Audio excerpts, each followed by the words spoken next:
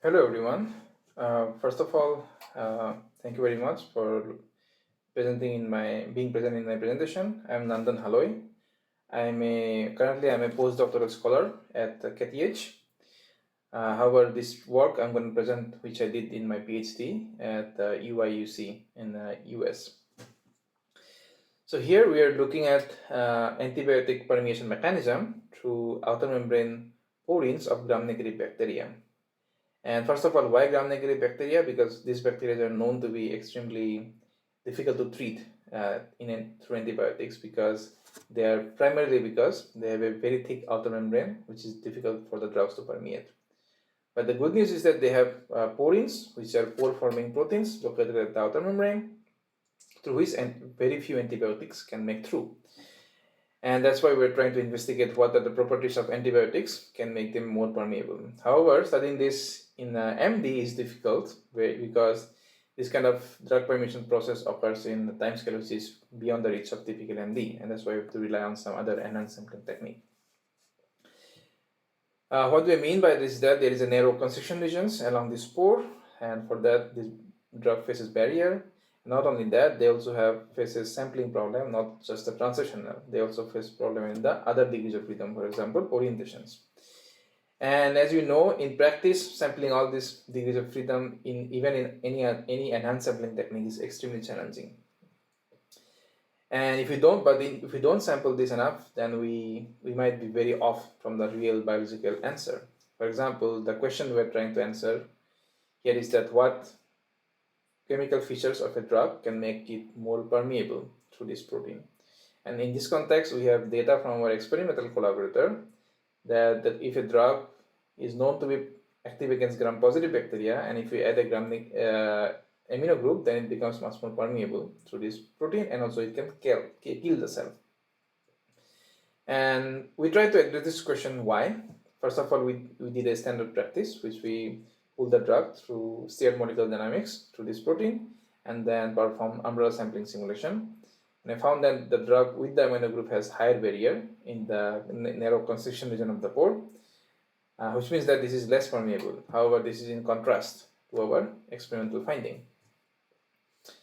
And so that's why we thought, well, maybe we shouldn't rely just, first, there is two solutions to this. One is that we do a multidimensional free energy landscape for that, through which we can get a better sampling of this space I was talking about.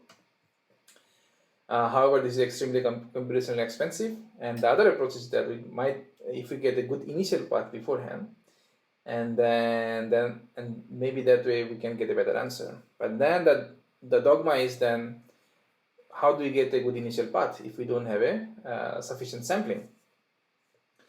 So for that, we build our own method, which I'm not going to go to in details because of the time limitation. However, first of all, we put the orientation and the translational coordinate of the drug along a three-dimensional grid through the pore, for which we develop a millions of poses, and then we use these millions of poses to get a high-dimensional free interaction energy landscape between the drug and the protein, which we use for Monte Carlo simulations from the extracellular space to the periplasmic space, and then we got thousands of this kind of Monte Carlo pathways, which we call here as Monte Carlo based pathway search sampling, MCPS. We call it as MCPS trajectory. And with this MCPS trajectory, now we have the thousands of collection from which we took the best one using a graph theory based approach, using the Dijkstra's algorithm.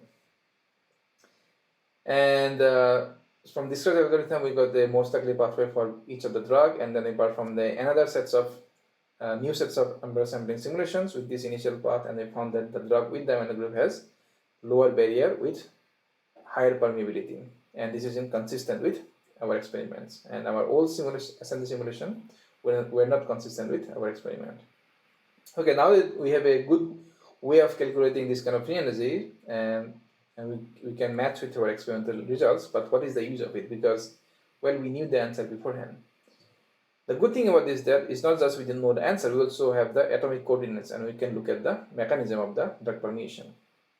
And here, as you can see, the drug with the amino group can interact with multiple negative charge residues, specifically D113, and that's how it can enter this narrow region, which is anthropically not favorable because of the more enthalpic contribution, which is not possible to drug without the amino group.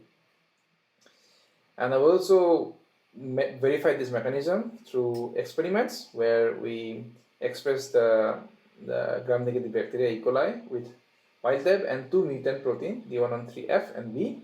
And the idea is that we want to disrupt the favorable interactions. And when we do that and we measure the accumulation of antibiotic, we found that it's much more less permeable, which is inconsistent with our simulation finding. With that, I would like to acknowledge my whole group and also collaborators who worked in this project together. And also, if you have any question, please don't hesitate to email me in this email address. And if you want to use this methodology, you can I can demonstrate this much more in details. So yeah, so thank you very much.